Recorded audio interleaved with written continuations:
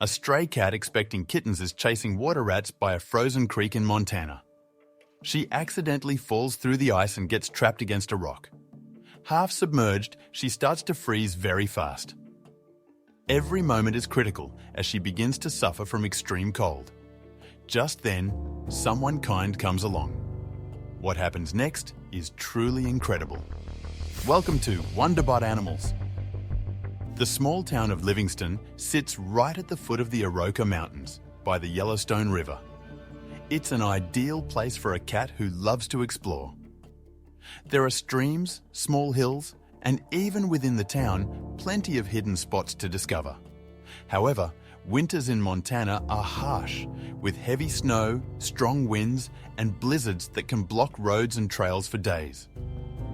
During one such cold January end, Priceless, a cat known for her independence, finds herself in deep trouble. Priceless had been on her own for almost a year. She'd been living in an alley in town and scraped together a living by hunting in the wilderness around its perimeter. Late on a Friday afternoon, she ventured out of town. She first made her way to the nearby creek as she always did. The ice looked deceptively solid, but it was wafer-thin in places. There were river rats on the opposite bank. Priceless always had success here. With all her attention focused on the burrow openings on the other side, she started to cross the creek. First, the ice cracked beneath her. Priceless froze. The crack unzipped the ice with a loud crack and then gave way altogether. Priceless started sliding into the water. She frantically clawed at the ice to get a grip, but it was too slippery. Almost in slow motion, the cat slipped backward. The next moment, she was completely submerged. The shock of the freezing water took her breath away, her skin stung, and her eyes teared up. The current under the ice was strong, and it pulled her to one side, away from the bank. Priceless splashed around to get a foothold, but everything around her was still too slippery. Her breathing was short and ragged, and her heartbeat was slowing by the minute. Mara Williams was Livingston's local animal activist. She walked the talk. In the dead of winter, she took care of strays and checked the town's periphery for animals in distress. For Mara, this wasn't a chore. It was a lifestyle. Late on that Friday afternoon, she started her rounds. As she made her way to the edge of town, she placed food bowls in the areas the town strays frequented and waved at community members who braved the cold. The cold was intense, and the stillness of the town and its surroundings was only broken by the occasional gust of wind. She headed out of town and down to the creek. From there, she would work her way around the town to make sure there weren't cows or horses trapped in the cold. As she approached the creek, a faint sound caught her attention. She stopped, tilted her head, and listened. It sounded like a series of meows, but she couldn't be sure. She hurried along in the direction of the cries. One thing was for sure, the animal making the noise was desperate and weak. It was a creature in distress, and this was why she was out on such a miserable winter day. The sounds led her to the creek. It was where people fished and where kids played, but in winter, it turned into a hazard.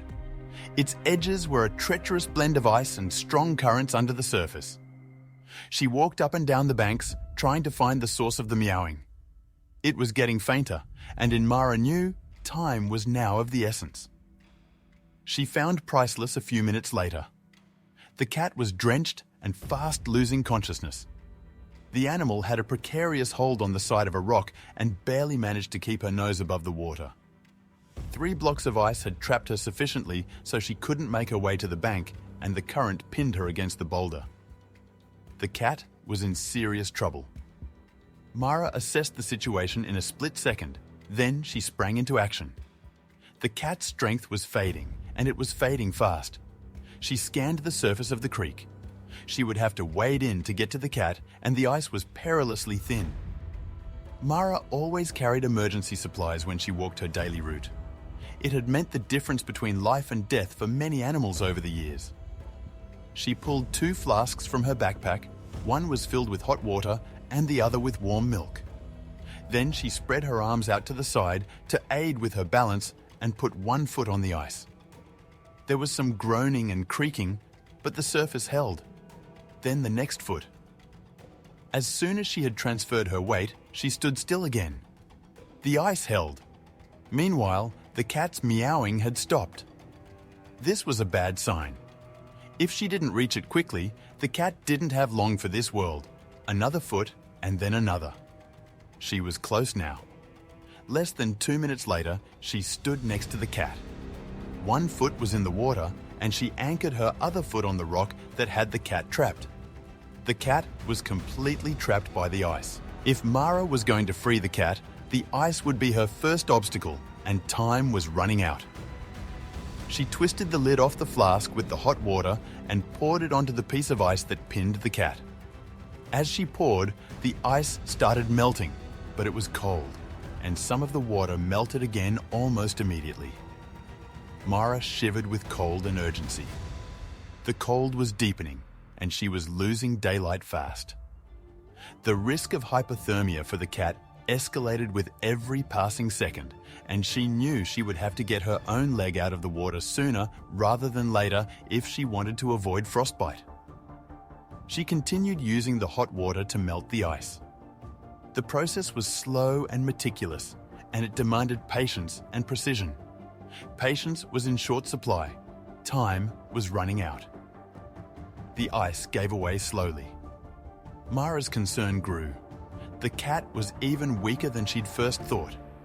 Her body shivered uncontrollably, and her eyes were rolling back into their sockets. She would keep on trying, but deep inside, Mara started to feel that this was a futile rescue operation. Then the cat's eyes rolled back. She looked at Mara and meowed weakly again. It was the sign that Mara was waiting for. The cat was fighting to stay alive, and she would continue fighting to save her, however long it took. Then the weather started shifting. In winter, Mara watched the weather predictions twice a day. Here, it could shift suddenly, and because she spent so much of her time outdoors and alone, she took every possible precaution to stay safe. But occasionally, the unexpected happened, and it was happening now. What started as a calm, albeit cold evening was fast escalating to the beginnings of a proper snowstorm. The first flakes began to swirl about, the wind picked up, and the whole world seemed to conspire against her and the trapped cat. Then, within minutes, the weather worsened. It not only added a pressing urgency to matters, but also became an active adversary for Mara's rescue efforts. To top it all off, daylight was fading fast. Then, the worst possible thing happened. Just as Mara thought she had freed the cat from the ice trap, a large chunk gave way and drifted lazily downstream. The cat disappeared into the dark, freezing waters below. Mara struggled to retain her balance and lost her grip on the feline. When she looked again, the cat was gone. Mara stuck her hands under the surface of the water and felt around frantically. Nothing. She slipped her leg off the rock and stood with both feet in the creek. The water was hip-high, and this became a threat to her too. She'd only be able to stay in the water for so long before hypothermia would become a real threat. Still, there was no sign of the cat. The shock of the breaking ice, the cat's disappearance underwater, and the biting cold of the water all tested her resolve. She was sure the cat was dead, but continued searching. Meanwhile, the storm raged on. The wind howled and seemed to mock her efforts. The cold seeped into her legs. Eventually, she stumbled out of the water onto the bank. Her legs were completely numb. She leveraged her intimate knowledge of the creek's layout and her familiarity from years of navigating its banks to estimate where the current would have taken the cat. Then she found it. The cat was half stuck beneath the surface ice. Its head bobbed up every few seconds, but the current threatened to pull her under the cover of ice. If that happened, it was game over. Mara snatched a dried branch from the bank, waded hip-deep into the freezing water, and started chipping away at the ice around the cat. Then it broke into the chunks, and the cat was free. The cat was barely conscious. Her body was limp and cold to the touch. Mara pulled an old towel from her backpack, wrapping the cat up tightly, and then vigorously rubbed her all over her body to get the circulation going again. She cradled the cat against her chest and waded to the bank. This kitty wasn't out of the woods yet. Once out of the bank, Mara put the cat under her jacket and shirt to share some of her own body warmth with the distressed animal. Not daring to stand still for fear of succumbing to the cold herself, Mara set off in the direction of the town and her home. With a brisk walk back home, she put the cat in front of the roaring log fire.